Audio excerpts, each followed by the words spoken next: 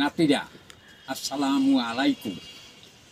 একে তো বৃষ্টির বিপর্যয়, 2 নম্বর হইল নাতির কোটাকুটি, 3 নম্বর হইল নেটের সমস্যা, যার জন্য আপনাদের সামনে আসতে একটু দেরি হইল।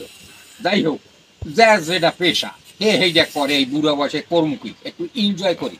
তাইলে অনেকে কমেন্ট করছেন যে আষাঢ় মাসে পুরুলিং করা যায় কিনা। হ্যাঁ, করা যায়, তবে ফলন বেশি পাবেন না।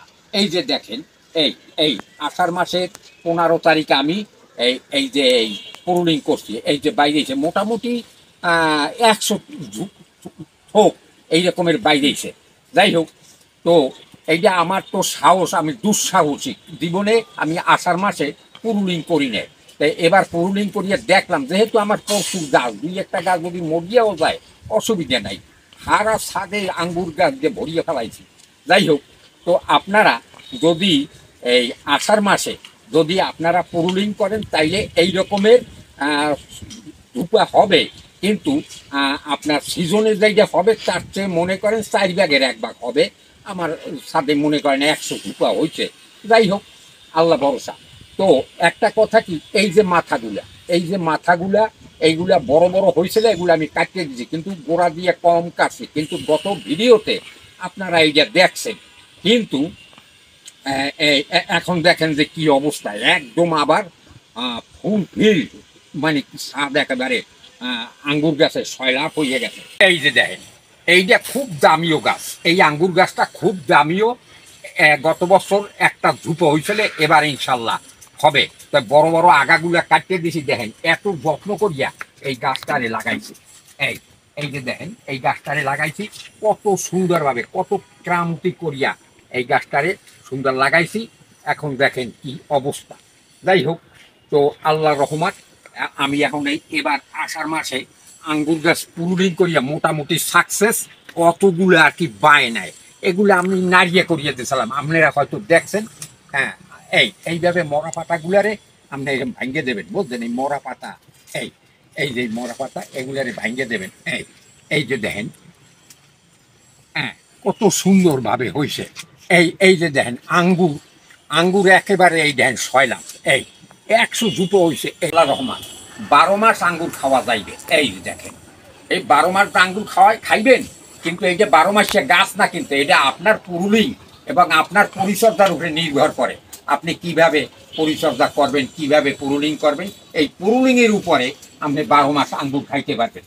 ও গাছ 12 মাসই আঙ্গুর দেবে, কিন্তু ওই আপনার পরিচর্যার উপরে নির্ভর করে। এই যে দেখেন একেবারে কত সুন্দর এই যে আঙ্গুর বাইরেছে। আষাঢ় মাসের 15 তারিখ পুরুলিং করছি, আজকে শ্রাবণ মাসের 25 তারিখ। এই যে দেখেন অবস্থা। আর 1-1.5 মাস পর, 90 দিন পর এটা পাকে। তো 90 দিন পর এইটা খাওয়া যাইবে, ঠিক আছে। কিন্তু একটা কথা, গাছে যদি আপনি পরিচর্যা করেন, বাচ্চা পোলাপান যেরকমের আপনি আদর যত্ন করেন, পরিষ্কার পরিচ্ছন্ন রাখেন, ওইভাবে আপনারাও এইভাবে পরিষ্কার পরিচ্ছন্ন রাখবেন। এই যে দেখেন কত সুন্দর আঙ্গুর বাইরেছে। এই প্রত্যেক গিডে আঙ্গুর, প্রত্যেক গিডে আঙ্গুর। আমি 100% আষাঢ় মাসের পুরুলিংয়ে সাকসেস। এই যে দেখেন প্রত্যেক গিডে আঙ্গুর, এই কত সুন্দর আঙ্গুর। এই মারাবা মারাবা, কত সুন্দর আঙ্গুর। সব জায়গায় আঙ্গুর হয়েছে। 12 মাস খাবো ইনশাল্লাহ। 12 মাসই আঙ্গুর আমার কাছে থাকবে। তবে ওই পাখিকে যে ডিস্টার্ব করবে সেই জন্য আমার নাইট গেট আছে, অসুবিধা নাই। নাইট গেট, ডে গার্ড সবই আছে, কোনো রকম অসুবিধা নাই। এই হইল নাইট গার্ড, আমি দেখাইতে আছি। এই নাইট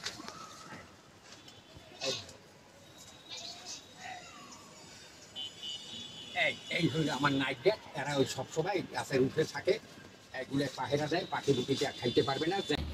একেবারে এইভাবে দেখেন কত বড় একটা মাথা আগাইছে। যাই হোক, তো আপনারা এই দেখেন কি সুন্দরভাবে একদম নাজিয়ে করিয়ে ফেলাইছে। এখন দেখেন এই কত সুন্দর পাইতে আছে। তো ইনশাল্লাহ আমার ছাদে বিভিন্ন রকমের ফল ফ্রুট আছে। এবার খালি ড্রাগনের ডাব্বা খাইছি, ড্রাগন খুব কম হয়েছে গরমে। তো আসেন, এইবার একটা মূল্যবান কথা কইতে আছি, যারা ছাদ বাগানে আঙ্গুর চাষ করেন তাদের জন্য এই ভিডিওটা আপনারা দেখবেন। এবং সমস্যা কি, আর মানে এগুলো আপনি দেখবেন। এই যে দেখেন এই গাছটা ভাইজান, কখনো আপনারা ওই যে কিচেন কম্পোস্ট এইয়া আপনারা পানি না মিলাইয়া, অর্থাৎ 1 মগ পানি 8 9 মগ 10 মগ সাদা পানি এই যে মিলাইয়া এই গাছের গোড়ায় দেবেন।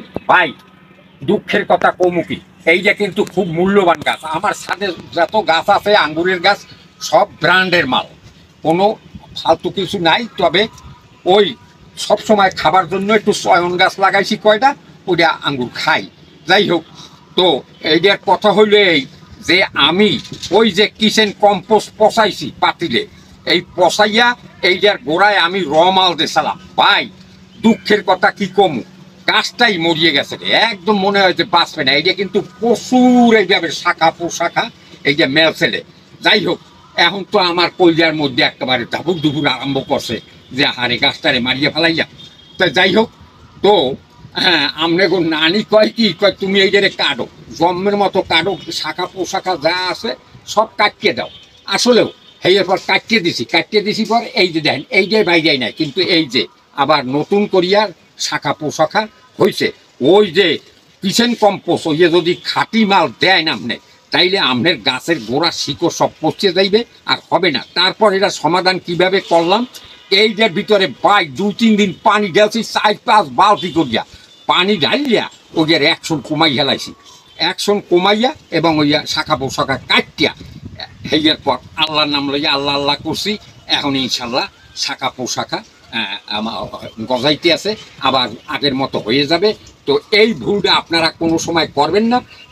কিচেন কম্পোস্ট বহুত শক্তিশালী জিনিস, এগুলো আপনারা পানি না মিলাইয়া আপনারা কোনো রকমের গাছের গোড়ায় দেবেন না, পানি মিলাইয়া দেবেন। তো যাই হোক, ভিডিওটা বেশি লম্বা করতে চাই না। ওই আপনারা এইভাবে আষাঢ় মাসে পুরুলিং করলে, আষাঢ় মাসের প্রথম দিয়ে পুরুলিং করবেন, তাইলে ভালো হবে। আমি 15 তারিখ দিক দিয়ে করছি, মানে দ্বিধাদ্বন্দ্বের মধ্যে আসলাম যে গাছ মরিয়ে যায় না কি করে, না ট্যাঙ্গি ফোটায় না ফোটায়। এত গত ভিডিও তো দেখছেন একেবারে নাজিয়া করিয়ে ফেলাইছিলাম। এখন তো আল্লাহর নাম লইয়া পাতা পোতা শাখা পোশাখায় একেবারে স্বাদ একেবারে সয়লাম।